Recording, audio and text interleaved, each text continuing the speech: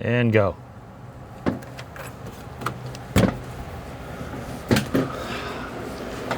Last box. Hi everyone, welcome back. I haven't set foot in this garage in over a week.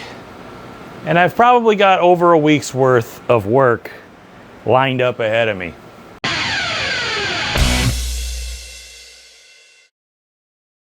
Thank you guys so much for watching. I greatly appreciate it. Please, if you haven't yet, please consider subscribing because that is the most affordable way to help the channel. It's free. It's just a click of the mouse. All you have to do is do that and watch the videos, be entertained.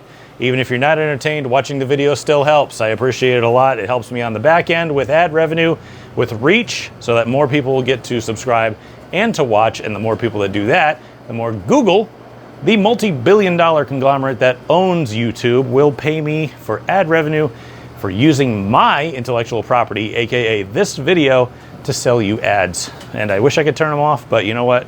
Kind of need that to help out the channel a little bit. It does help. Every little bit helps. The direct way to help, though, if you would like to, it's not required, is to go to GleasonBrosRacing.com, click on the little tab up in the corner, drop it down, it says merch store, hit that, goes directly to the merch store. It's channel merch and race team merch, and every dime of that goes directly to me, and it helps me a whole lot in getting this thing moving forward. Okay, so we're back in the shop, and I'm walking around the car because I need to get rid of all the spider webs, so I'm catching them on my body and my legs in order to clean them out because I have not set foot in this shop in over a week. I've been on vacation, trying to clear my head, trying to get out of this place because I'm sick of it, and I really just needed time off. So anybody who sits in the grandstands and complains that we didn't race this Friday, that the Cletus McFarland show was there, feel free to fix my car for me, pay for it for me, and bring it to the track and set it up and get it ready for me so that when I show up I can just drive it, okay? You won't. Okay, so we're back in the shop and I've got a laundry list of things to do. Before you say anything, I'll just get it off the top because it's quite literally on the top. I was on vacation and we went to a Amazon, you know, those returns, Amazon returns warehouses where they have big tables set up and you just buy whatever for $5 out of a box or whatever the price for that day is. Well, we were there because we got curious and I bought one of these. This quite literally is, that's what that is. It is a something that I've been thinking about putting in the corner of the shop since I moved in because I'm so tired of having to leave and go to either the woods because someone else is in it or inside to the bathroom, and I'm sick of it. Now I can just launch that thing over to the corner and do that and then never leave the shop. I know, gross, but if I leave a gallon jug of water next to it, it should be fine. Anyway, I was also at an antique store and I bought this because everybody asks, where's your fire extinguishers? Well, now you'll know if you can speak Spanish. That's a little bit of a troll on behalf of you guys, so I figured I'd put that there. Well, I gotta permanently affix it, but I've also got another one over there. Yeah, it's hanging up. I do have fire extinguishers. I've also got boxes. And you can tell I'm a budget racer because it says Rock Auto and Speedway Motors. The Walmart of racing, I don't know what you would call that, the discount store of auto parts. So I've got new uppers in here. I had to buy two because apparently you can't just buy one, so okay. And I got new ball joints in this one. And in here, I've got a ring and pinion. Now I literally just got back from vacation less than an hour ago. Okay, I spent a whole bunch of hours in a car driving straight back home, and I never stopped. We just drove straight here. It's, you know, early afternoon, and I have a conundrum. After last race and getting taken out of the lead and absolutely nothing happening to anybody else but me, I have a few setup ideas that I think will make this car faster. First of which involves building another rear end, but not the same gear ratio I have. See, I've got the second gear ratio, which we're allowed, which I've got a 150 transmission with 323 rear gears. If you leave it in second, that's a 484 final drive. And you're also allowed to slap a 456 rear gear in both the Ford 9-inch, which is over here, which has one in it, but I don't feel like putting that one in, and the factory GM 10-bolt 7.5. Well, that box over there has one that has a 456 in it. So my conundrum is, not only do I want to finish it today because it's only like 2:30, 3 o'clock, I should be able to fix it, but what rear do I put it in? Now my spare rear looks pretty straight. Doesn't have any welds on it, doesn't have any hot marks on it. It looks like it has been raced, but it doesn't look that bad. What I was thinking about doing is I have plates, actually, right here. These are, well, one of them is a bump steer gauge plate, and I took another piece of 1/4-inch steel and I cut that out, and it actually mimics that bump steer gauge. So I've got 2 heavy plates that I can just take and slap onto the axles and measure the toe of the rear and rotate the top of it and do everything like that and try to measure it that way. And if it measures out straight, I was thinking about taking it and building that one, because I do have a couple of holes I have to drill for the bracket for the disc brake caliper bracket. Yeah, I think I forgot, and I have to actually have the axles pulled out in order to fix that, but I put them in already. I got to fix that anyway. And either way, I'm gonna have to take a rear end out of the car. But the other thing is, the rear in the car we know is straight. Zach strung the thing. It's handled ever since we put this rear back in the car. So do I swap the guts out of the good rear, or do I take the risk on running that rear that's in the truck that looks straight, but who knows what's in it? It would give me a good chance to fix it. Maybe I'll just fix it and just keep this rear in. Either way, a rear end is gonna have to come out of the car for me to build it, so... Plus I've gotta get the front end fixed, and that's gonna require blowing apart both sides of the front end. The body is completely screwed. I've gotta fix that left front. I did take a hammer to it before I went on vacation and at least fixed a little bit of it. So, I mean, we're gonna have to do that, but I think what I'll do first is we'll grab a couple of spare lug nuts, which I got hanging around. We'll take these out to that rear end and just put them on while they're in the truck and just measure it while it's out there. That way, at least then we'll know whether we wanna deal with that or not. And we could also do the same thing to this rear while it sits here. I could just pop these wheels off and measure it as well. And, well, let's just start measuring and see what happens. I think my mind's made up. I put the plates on. She's pretty flat. I got them pretty level. I got 2 exact tape measures here. And it's exactly the same front to back. I had these spacers because the knurls of the studs were actually interfering with these plates and it wouldn't go on.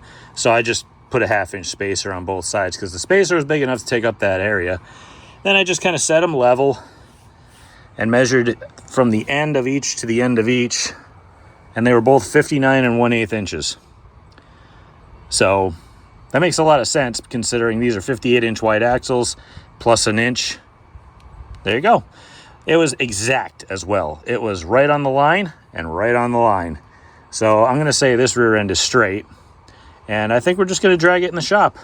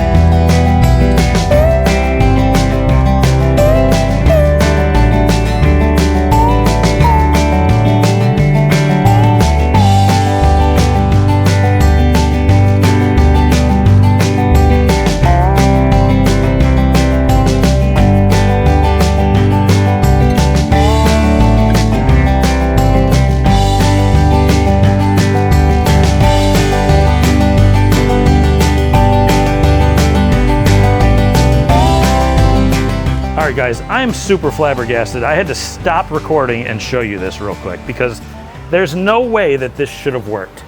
Now, this is kind of a thick 456 ring gear because I had a 2 Series carrier that was kind of hanging around. And I said, you know what? I don't feel like trying to find one. This one's available. It's in my price range. I'm just going to throw it in there. So what I did was what I always do, which never works, but I always hope, okay?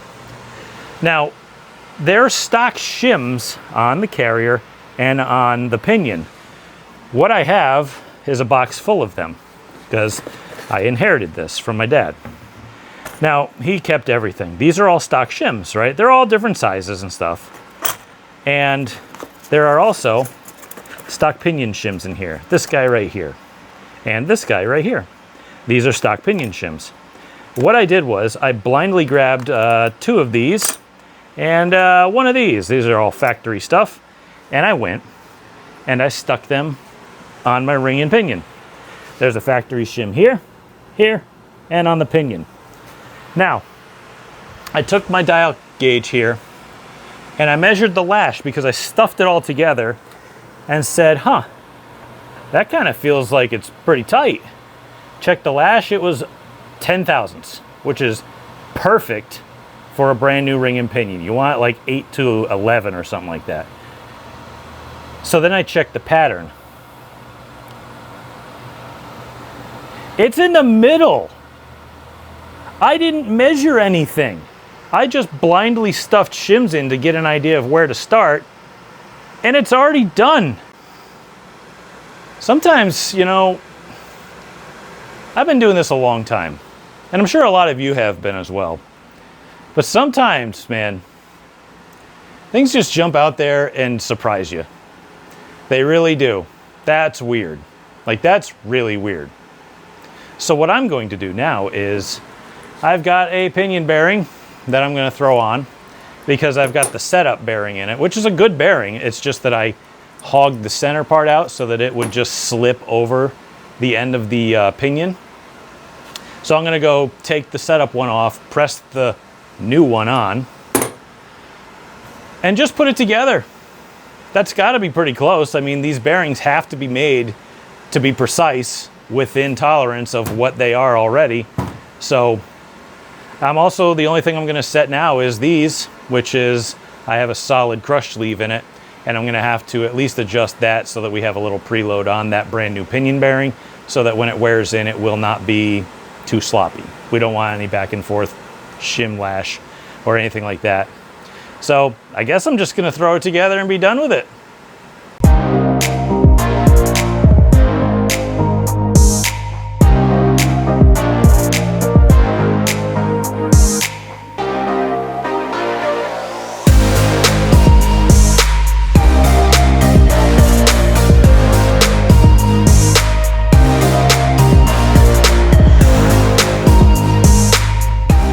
We got late fast, but you know what? It'd be a lot later if that thing didn't just fall together. I'd probably just be finished building it now, or at least close. But rear end's in, got the brakes on. I'm going to bleed that again because we had a caliper go bad last race. I think I might have mentioned that. We put a new caliper on the left rear. Still doesn't feel great. I wonder if there's a bad hose in it or something. I don't know. It just seems to be hanging up on that corner for whatever caliper's on it. I'm going to have to dig into that really quick. But that rear end's going to go back in the truck. I found something interesting, by the way, in this rear axle that I pulled out of this car. I have not touched this. It's a loose shock mount. How's this guy doing anyway? Oh, he's fine. All right. So that's pretty interesting. I'm glad we found that at some point, I guess.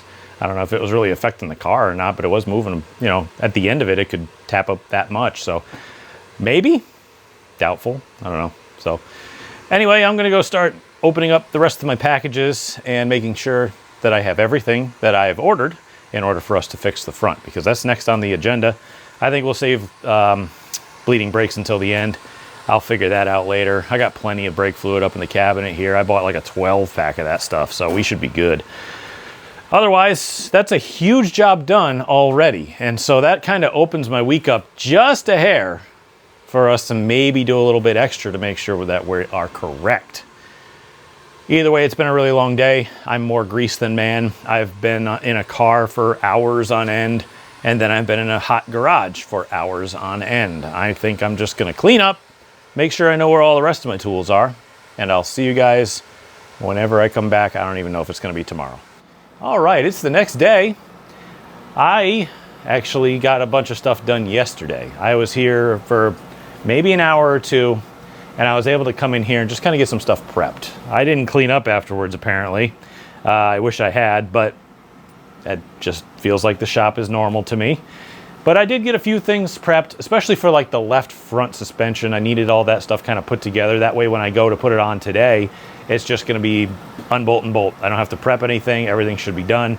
And hopefully that's the plan. I was thinking about changing the ball joints on the right front as well, just to be safe, because I don't really know the age of some of them.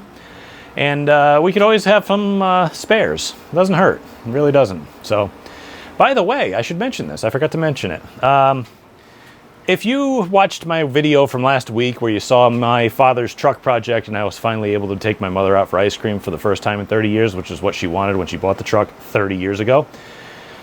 That truck had a temporary tag on it in that video. Now, I'd filmed that a few weeks ago, and I was able to get that done, but the temporary registration ran out right before I went on vacation. I wasn't able to do that until today. I went to the DMV and I got permanent tags for the truck. It is finally registered after 3 different attempts in 30 years. It was really cool. You know what's funny is the first person I took for a ride in that truck was someone who shared my father's name. It's my son. I took him for a ride in the truck. He thought it was cool. And I'm trying to get him more interested in old stuff and working on things. And he didn't freak out at all. It was great. I mean, win-win. Luckily, we got back before the rain came. So that's good too. But we got some errands done. I got that prep work done. Everything's kind of going well right now. I'd like to keep it that way. So I'm going to get back to work on this thing. We're going to dive into the left front. The left front is the problem area right now, and we need to fix it. By the way, I'm probably just going to throw you on time lapse while I touch grease all over my car. This thing needs a wipe down really bad. I'm probably just going to throw you on time lapse, and then I'll show you what I found that was broken, because I can see it from here, but I don't really want to show you until I get it out, because then you'll see a better example of what I'm talking about.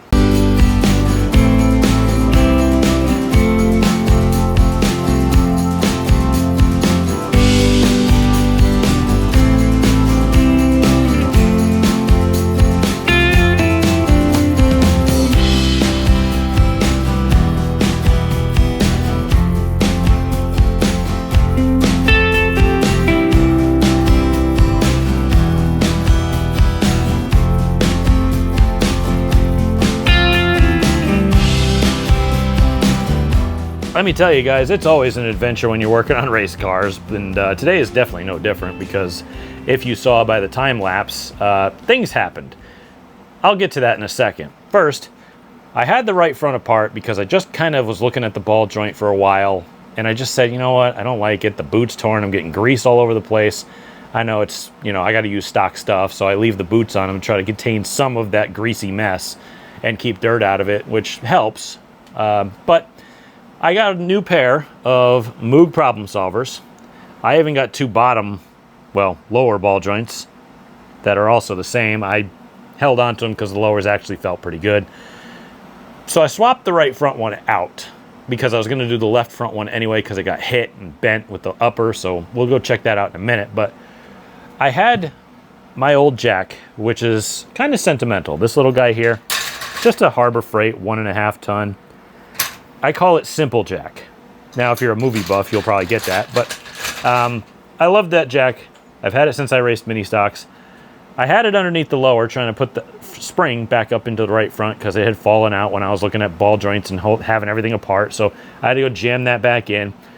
And as I'm jacking it up and just kind of bringing the lower up, I left it there to try to get the upper put together and put it on. And then all of a sudden I hear creaking. And the jack falls over, and it drags the entire car over this way, and it almost falls off the jack stands on me. I'm like, holy crap, I've never seen that before. So I've got these big flat jack stands here, and it wasn't on that one. It was still on the rears, And on the left front, it was on about that much. So luckily that saved me. And I grabbed this jack and shut the camera off and jacked the whole thing up and shoved it back over. And then I was able to finish. So let me go take you over to the other side so that you can go check out that upper that I had taken off. Now I'm going to use this right front upper because I had to buy them in pairs, and the right front was actually okay, so I got this one as a spare. As a demonstration, I'll just flip it over so it kind of looks like a left front. That's what it should look like right there. It should be flat. See how it kind of goes parallel with the steel bar in the back? It should be like that. Well, this one, no. Now, if you remember earlier in the year, I replaced the one on the left front from last year, which kind of, well, looked like that.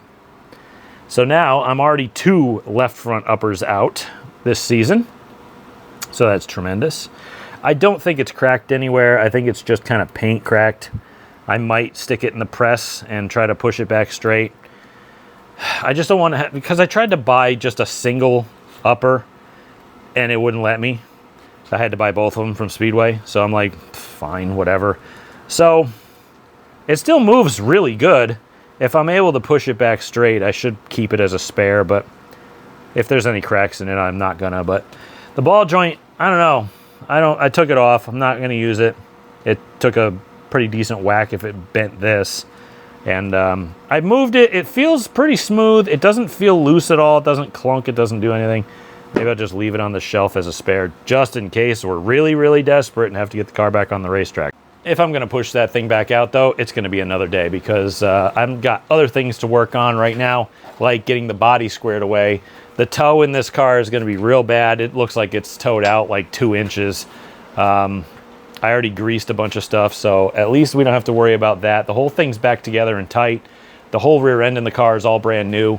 The axles, the bearings, the carrier, the pinion bearing, like everything in that is brand new. So I think what we're going to do is just move on. We got to bleed brakes and we got to get the body done. And I got a few ideas to fix both. So what I'm going to do is I'm just going to go bleed brakes. Simple job. I already got the can out. I got to get to my bleeder. And, oh, that's pretty full too. I got to empty that. And we'll just get to doing that because the pedal, we changed the left rear caliper and it just didn't feel good. I don't know what the deal was. It just, I don't know. Just weird, you know? So I think I'll just get to work on that, see what happens, and maybe we can make the pedal better. I don't know. I suck at brakes. I forgot to turn the camera on, but I got some body work done. I actually had to pull the welder out because the left front had actually gotten ripped where I have my little body bolt here. We can show you on this side, actually. See, I bolt my fenders with a big fender washer. You can tell I use it quite a bit. To the side of the bumper, and that usually stops it from, I don't know, getting ripped off most of the time, but it had ripped around the edge. Like this one here is actually starting to go because it, if you get a rim in there, it might thin the metal out a little bit, but I might have to put a patch behind that one as well. But I did the body work and I bled the brakes. I saw a whole mess of bubbles come out of the right rear, which is very strange because we didn't touch that one. We put a new left rear caliper on. That's a little weird. So pedal, I got in the car. Pedal feels exactly the same every time I touch it. So, I mean, I don't really know what else I can possibly do for that. So all this work I've gotten done has actually kind of opened us up for tomorrow, which is a good thing because I would really like to have my Thursdays when I load up the car be kind of easy. Just walk in, clean up, load the trailer, roll the car in, be done. I don't want to have to be out here till like 10, 12, 1 a.m., something really heinous. I don't want to do that. Those days are well and over for me. I'm not doing it no more.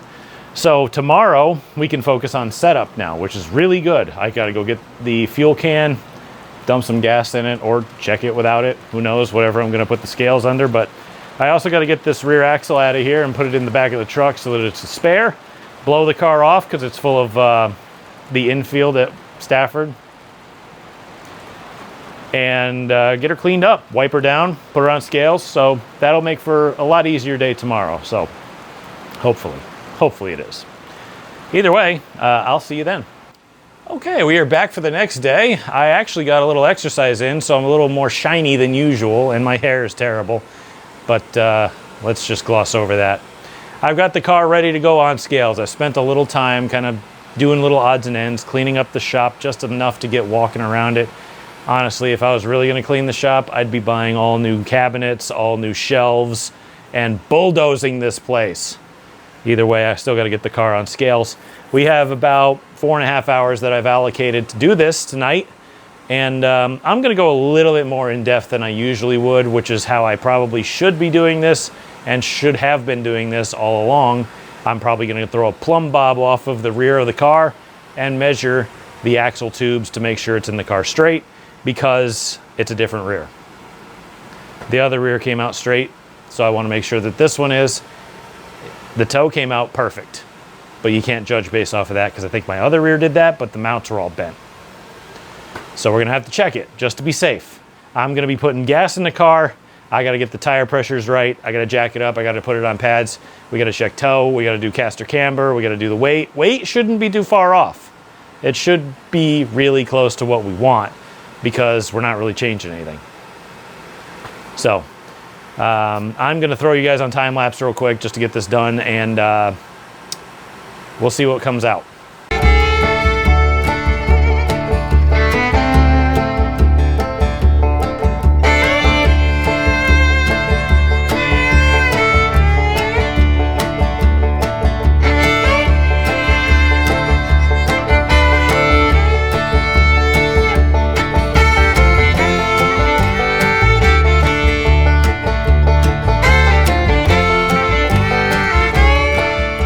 Judging by all the fans and air conditioners I got going on, I'm hot. I'm done with this.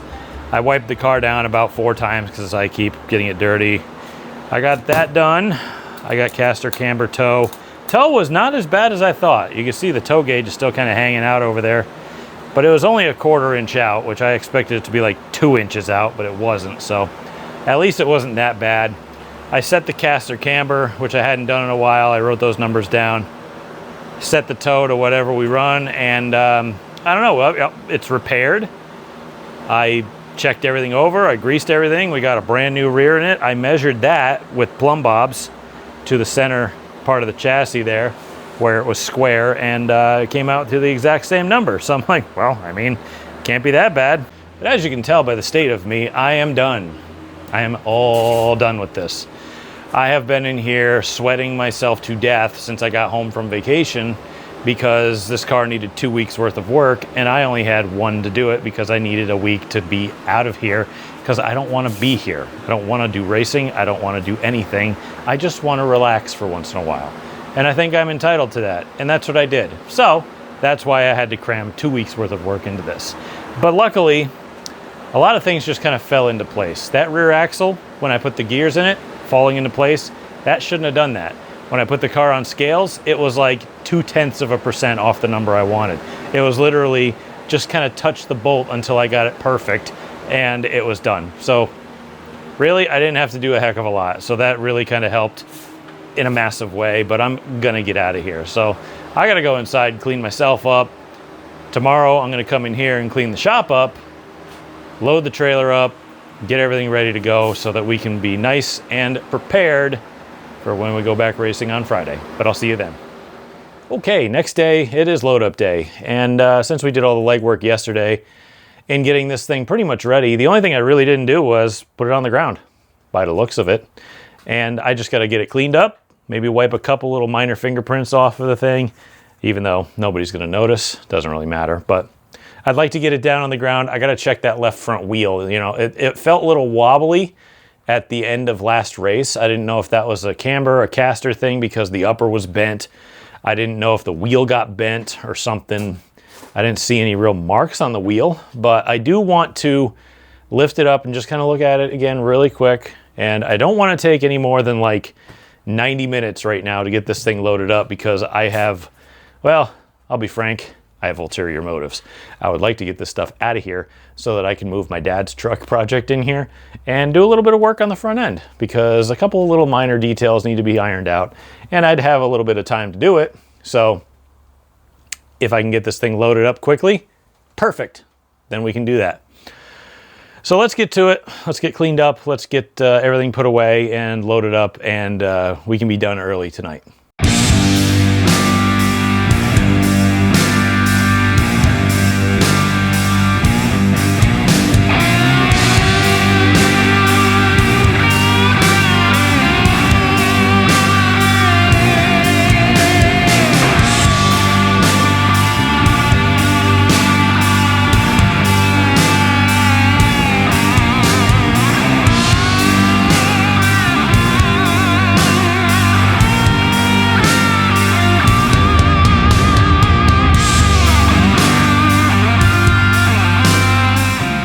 place is as cleaned up as I could get it, I guess. And it's back in the box for tomorrow. And you know what's funny is I said I wanted to have this done by 4 o'clock. It is exactly 4 o'clock when I turn the camera on.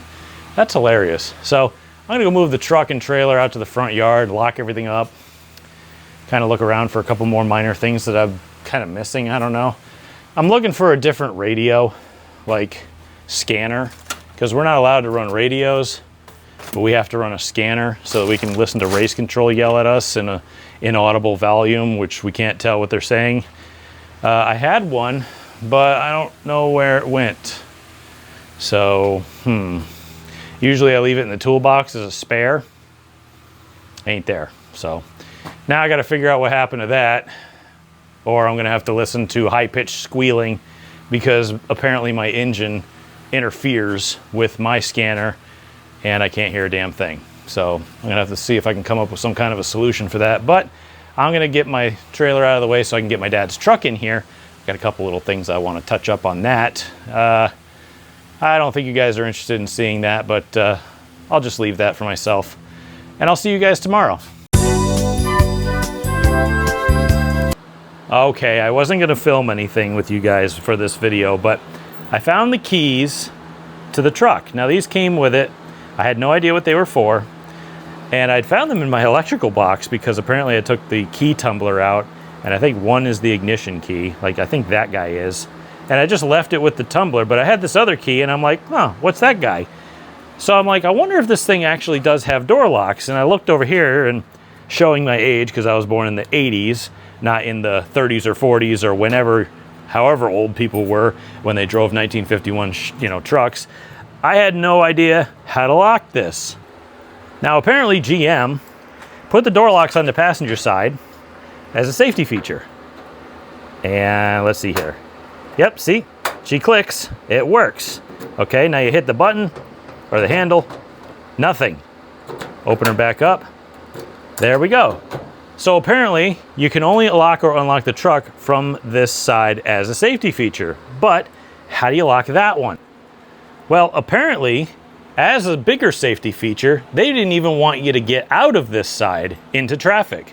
They wanted you to exit out of that side. So the way you would actually lock this door is you'd reach in here, well, you'd already be in here, but you find the door handle and just pull it back. This truck has working door locks. Can you believe that? That is awesome. I did not know that. Now I got to add this key to my key ring. So that's really cool. I'm going to keep working on this. I found some electrical problems and some other little things, so I'll catch up with you guys. It's a beautiful day up in Stafford, Connecticut, as I travel the bumpy roads yet again. Hoping for the best this time. You know, we made some changes and tried not to get too sidetracked with other things going on. And, well, hopefully we can enact those into a better performance this week. See, it's a beautiful day and it's going to stay that way. It's also not going to be terribly hot. It's going to be a lovely summer day. Race number, whatever. I've already lost count a few races ago. So let's get in there and get to practice, I guess. Practice and heat race report. Practice wasn't bad. It really wasn't. Car turned in, had good brakes. The brakes actually felt really good for once. So I'm like, okay, we got something we can do with that. And motor felt good. I had a bad vibration though, really bad vibration. It shook my bowels, and it actually hurt, like down my spine. And I was like, God, this is bad. We gotta fix this. What is it? We found a bent wheel. So I figured that wheel was bad. So we took it off. We put a different tire on that looked pretty good. Only had a handful of races on it. Honestly, it probably has like 6 or 7 less races on it than the one I pulled off. But the one I pulled off is actually a decent tire. Went out for the heat race. I tried to make it a little tighter on exit, and we went the wrong way with that adjustment, and it was just dummy tight. Like, it was awful tight. And I don't know. I think we'll just take that adjustment out and kind of live with it, because we were trying to just work on it and perfect it, but it didn't work, and it was better when we didn't adjust it. So we're just going to go back on that and even maybe go the opposite direction just a hair further, because I think the track's going to tighten up and it might help me rotate a little bit better. So we're going to do that. and second feature out tonight, so hoping for the best.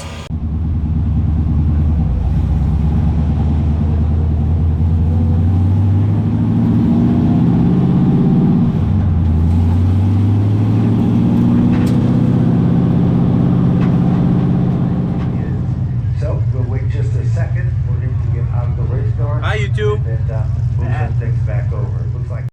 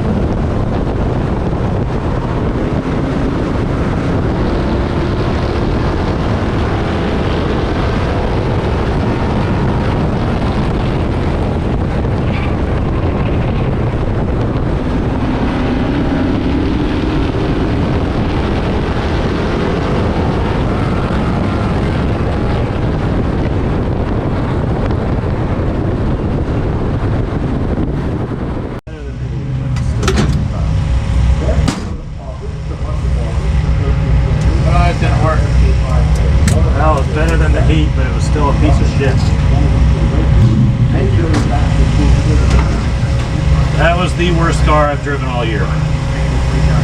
Boy, that did not work. That was just, that was shockingly bad.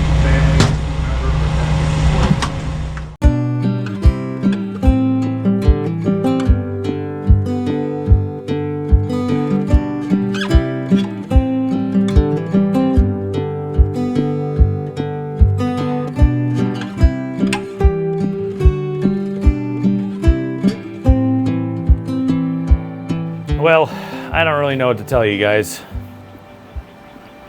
Clearly, the only thing that I learned this past week was that in about 27 years of working on this specific kind of car, which has evolved quite a bit over the years, I haven't learned a thing.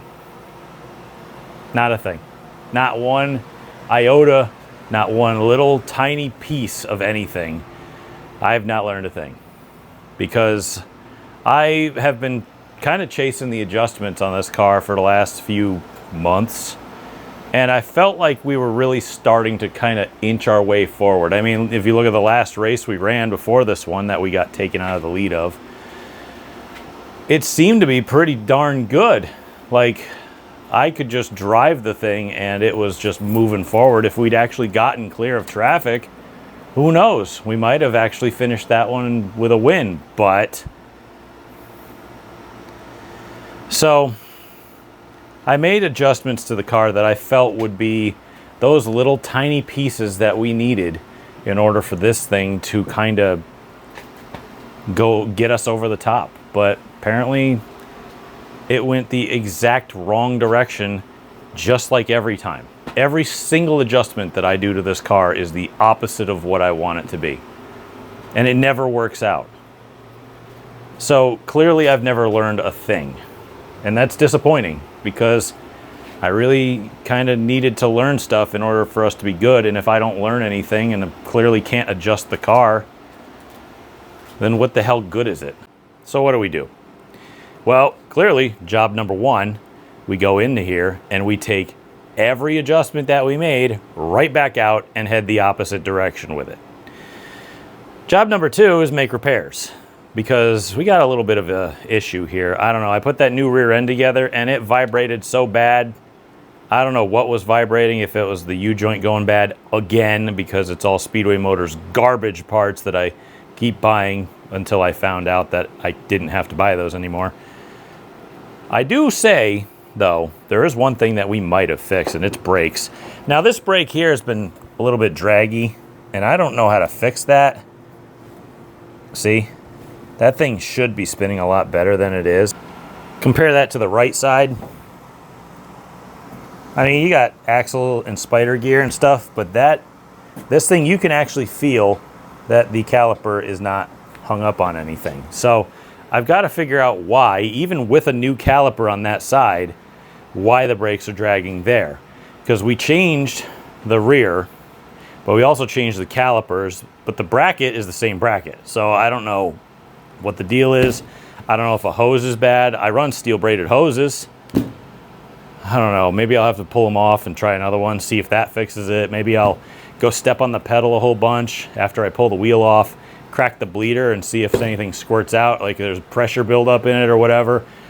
I don't really know, honestly. So I'm gonna have to check it out. I don't really have a clue what to do with that except for blindly replacing parts, which we've already done.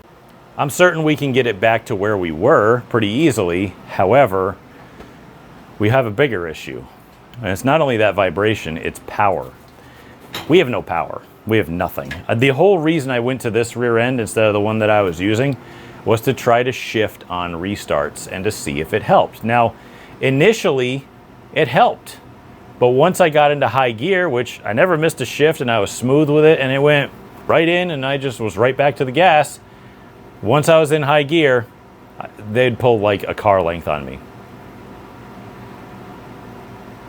So I don't really know what to do. Honestly, I thought about, and I'm on my second carburetor already. I've got a buddy of mine working on finding me a better one from somebody who's very reputable that I trust.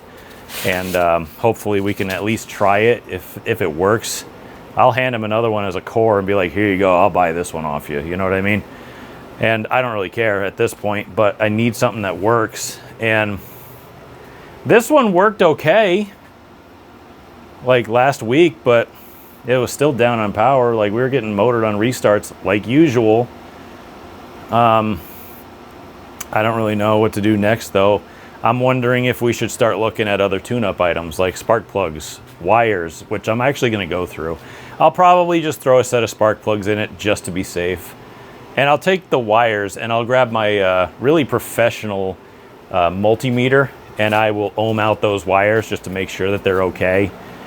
They're not burnt or anything, but I will go inspect all of them. It is hitting on all 8 because you can take a temperature gun and hit all of the individual like banks of the headers, each individual tube, and see that all the temperatures are relatively the same. But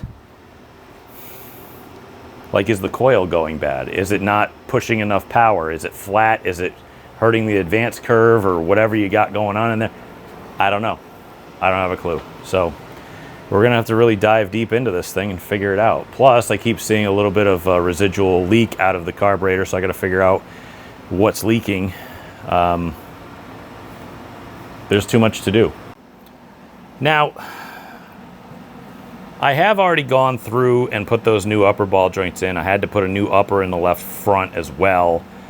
I did kind of move the spindles when I had the upper ball joints broken off, so that I could replace them, and I could move the spindle really, really easily on the lower ball joint. Nothing felt sloppy, it just felt like it moved really easily on both sides. So I don't think it's bound up on the lower ball joint, and nothing's really screwed up there. So I don't think our problem really stems from that, even though I do have 2 brand new lower ball joints that I could put in. But if it doesn't fix the problem, it's a lot of time that we did spend just not accomplishing anything. So I am kind of wondering, though, because the vibration that I had, I felt that vibration a lot. And I think it's a U-joint again. I'm going to pull it apart, take a look, but that'll have to be for next video, I think.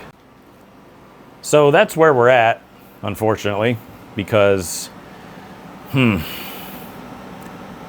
guess in the effort of trying to learn, I keep going backwards instead of forwards. And then I'll hit a point where I'm basically maxed out at my knowledge base, and just kind of stay there, and then try to make it better by making a small adjustment, and then just keep going backwards. So I'm wondering if I'm just maxing out my talent, maxing out my abilities. It could be true, I don't know. Maybe this just ain't for me no more. I don't know. I guess I'll have to find out before the end of the year and make my decision then. But either way, I appreciate you guys for coming along on the rides with me, and even though this one was a boring one, and no real clear resolution from the week before, and actually even more frustration, I do appreciate you guys at least coming along and watching. And if you want to support the channel a little bit more, you can hit the subscribe button and at least follow along, and it'll help me out with the algorithm and all the ad revenue that goes along with that, which is really a barely measurable amount, but I at least put it back into the program, so it does help a little bit.